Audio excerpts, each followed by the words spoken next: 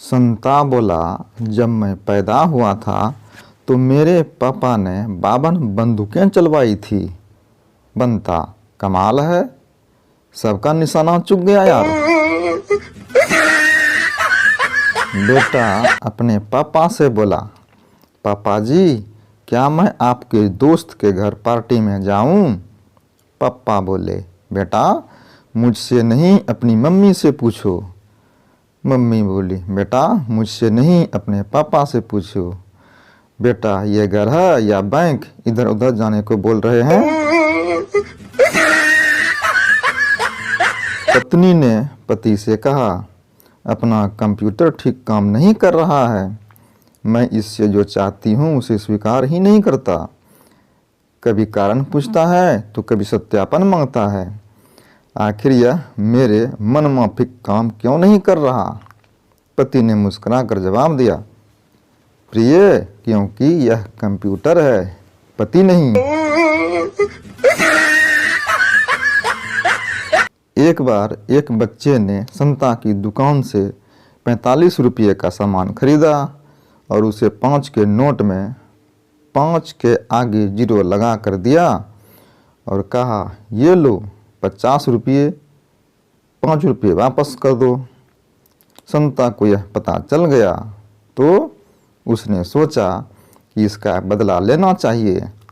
तो उसने जेब से 50 का नोट निकाला और उसका 0 पेंसिल से काट दिया और बोला, ले 5 रुपये, अब तो हिसाब बराबर। संता, यार मेरी बीबी ने तो मेरी जान खा रखी है। पिछले हफ्ते उसने मुझसे 200 रुपये मांगे, परसों 500 मांगे, कल 1000 मांग रही थी और आज तो 2000 रुपये मांग लिए। बनता, कमाल है, आखिर इतने पैसों का वह करती क्या है? संता, पता नहीं, आज तक तो मैंने दिए नहीं। एक डॉक्टर ने नया क्लिनिक खोला तो बाहर बोर्ड टांग दिया जिस पे लिखा था, किसी भी बीमारी का इलाज मात्र 300 रुपये में, और अगर हम आपका इलाज नहीं कर पाए तो हम आपको 1000 रुपया देंगे। यह बोर्ड पढ़कर एक दिन एक आदमी के मन में ख्याल आया कि क्यों न कोई चालाकी की जाए और 1000 रुपये कमाए जाएं। इसी को सोच के आदमी डॉक्टर के पास गया। डॉक्टर बोले, आइए बैठिए, बताइए क्या तकलीफ है आपको?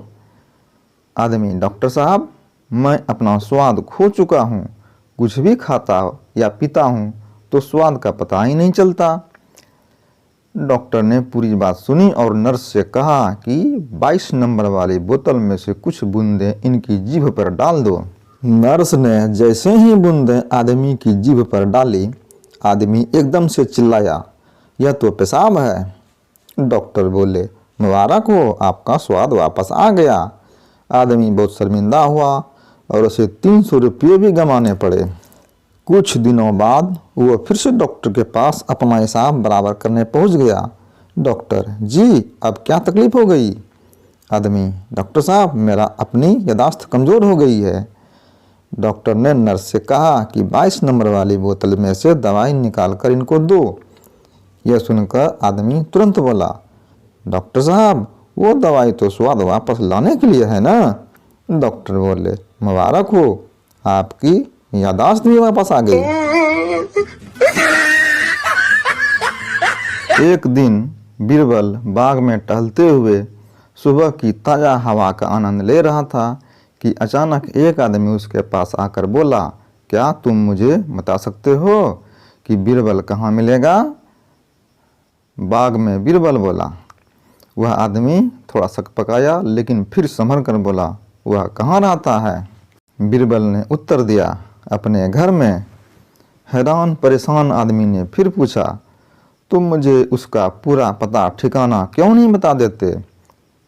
बीरबल ने ऊंचे स्वर में कहा, क्योंकि तुमने पूछा ही नहीं। क्या तुम नहीं जानते कि मैं क्या पूछना चाहता हूँ? उस आदमी ने फिर सवाल किया। बीरबल का जवाब था, नहीं। वह आदमी कुछ देर के लिए चुप हो गया। बीरबल का टहलना जारी था। उस आदमी ने सोचा कि मुझे इससे यह पूछना चाहिए कि क्या तुम बीरबल को जानते हो। वह फिर बीरबल के पास जा पहुंचा, बोला बस मुझे केवल इतना बता दो कि क्या तुम बीरबल को जानते हो। अकबर बोले, हमारे अम्मी अब्बा हमसे इतनी मोहब्बत करते थे कि हमें सुलाने के लिए सारी सारी रात जागते रहते थे और हम फिर भी नहीं सोते थे। बीरबल बोला, हुजूर तभी तो आप इकलौते रह गए। महात्मा शराबी से, तुम्हारी श्वास में शराब की ऐसी बदबू आती है कि तुम्हें स्वर्ग और नरक में जगह नहीं मिलेगी। शराबी महात्मा से, बाबा मगर मरने के बाद मैं अपनी श्वास तो यहीं छोड़कर जाऊंगा। शराब दुकानदार शराबी से, माफ कीजिए, नशाबंदी के कारण हम आपको शराब नहीं दे सकते हैं। ग्राहक बोला, मगर इस अलमारी में तो शराब रखी है। शराब दुकानदार शराबी से, यह उन लोगों के लिए है जिन्हें सांप बिच्छू काट ले। ग्राहक, इधर सांप बिच्छू कहाँ मिलेगा भाई साहब। गप्पू सेक्रेटरी से बोला, तुम एकदम मेरी तीसरी बीवी की तरह लगती हो। सेक्रेटरी बोली, कितनी बार शादी हुई है सर आपकी। गप्पू बोला, सिर्फ 2 बार यार। पत्नी बोली, सुबह घर से निकलते समय भगवान को हाथ जोड़ कर निकला करो, सब काम अच्छा होता है। पति बोले, मैं नहीं मानता, शादी वाले दिन भी मैं भगवान को हाथ जोड़कर ही निकला था मैडम जी। संता एक पेट्रोल पंप पर गया, वहां बोर्ड लगा था, do not use mobile phone here.